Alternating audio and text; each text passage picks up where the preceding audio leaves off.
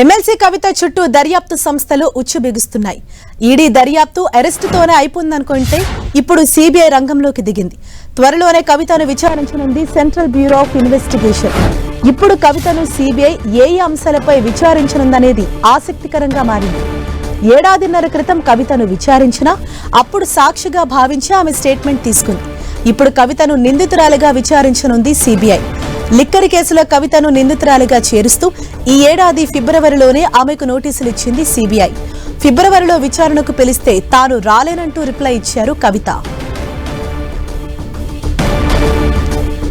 దీనిపై మరింత సమాచారం మా ప్రతినిధి గోపీకృష్ణ మనకు అందిస్తారు. గోపి, ఢిల్లీ లిక్కర్ పాలసీ కేసులో కవితకు మరింత ఉచ్చబిగిస్తోంది. ఇప్పటికే ఎన్ఫోర్స్మెంట్ డైరెక్టరేట్ కవితను మనీ లాండరింగ్ కేసులో అరెస్ట్ చేసింది.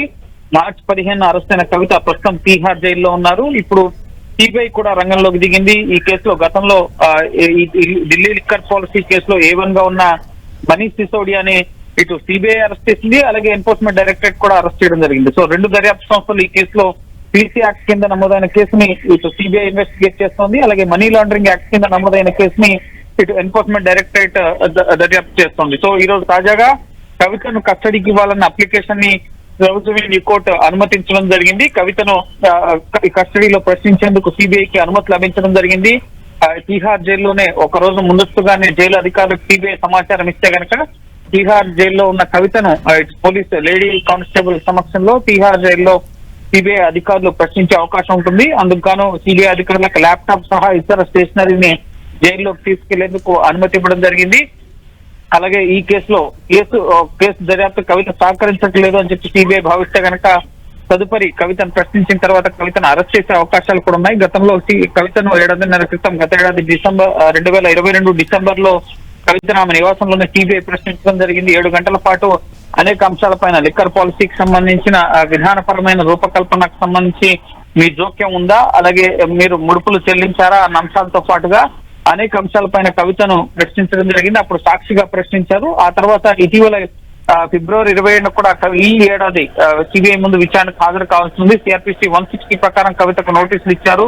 అయితే నేను ఈ నోటీసులను ఉపసంహరించుకోవాలి, నేను ఎన్నికల కార్యక్రమాల్లో బిజీగా ఉంటాను, సో విచారణకు హాజరు కాలేను, అవసరమైతే వీడియో కాన్ఫరెన్స్ ద్వారా తనను ప్రశ్నించవచ్చు అని చెప్పి కవిత చెప్పడం జరిగింది. సో ఆ తర్వాతే ఎన్ఫోర్స్మెంట్ డైరెక్టరేట్ కవితను మార్చి 15 అరెస్ట్ చేయడం జరిగింది. సో ప్రస్తుతం కస్టడీలో ఉన్నారు కాబట్టి గతంలో కూడా ఇటు ఈడీ అరెస్ట్ చేసిన వారిని కస్టడీలోని ఇటు సిబిఐ అదుపులోకి తీసుకున్న సందర్భాలు ఉన్నాయి. మనీష్ సిసోడియాని అదే విధంగా అదుపులోకి తీసుకున్నారు. అలాగే అభిషేక్ బోయిన్పల్లిని అదే తరహాలో అదుపులోకి తీసుకున్నారు. సమీర్ మహేంద్రను కూడా అదే తరహాలో సిబిఐ కస్టడీలోకి తీసుకోవడం జరిగింది. సో ఇప్పుడు కవిత విషయంలో అలాగే నెక్స్ట్ కేజ్రీవాల్ విషయంలో కూడా ఇదే జరిగే అవకాశం కనిపిస్తోంది. సో పక్క మధ్యంతర బెయిల్ కి సంబంధించి కవిత పిటిషన్ ఫైల్ చేయడం, దానిపైన సోమవారం తీర్పు ఇవ్వబోతున్న నేపథ్యంలో ఇప్పుడు ఆ పిటిషన్ సంబంధించి ఆ తీర్పు వస్తున్న తరుణంలోనే సిబిఐ కూడా రంగంలోకి దిగడంతో కవితకు మరిన్ని ఇబ్బందులు ఏర్పడుతున్నట్లుగా మనం భావించాల్సి ఉంటుంది. సో నెక్స్ట్ సిబిఐ కేసు విచారణకి ప్రధానంగా బుచ్చిబాబు ఇచ్చిన వాట్సాప్ చాట్స్ తో పాటుగా ఇతర నిందితులు ఇచ్చిన స్టేట్మెంట్స్ పైన కవితను సిబిఐ అధికారులు ప్రశ్నించబోతున్నట్లుగా తెలుస్తుంది.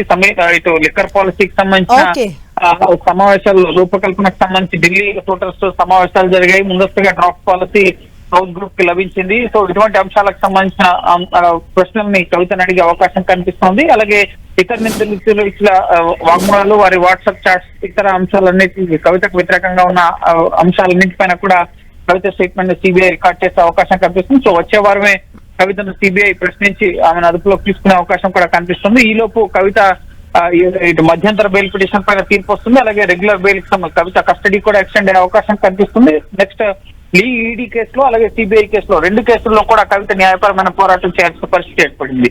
Right, thank you Gopi.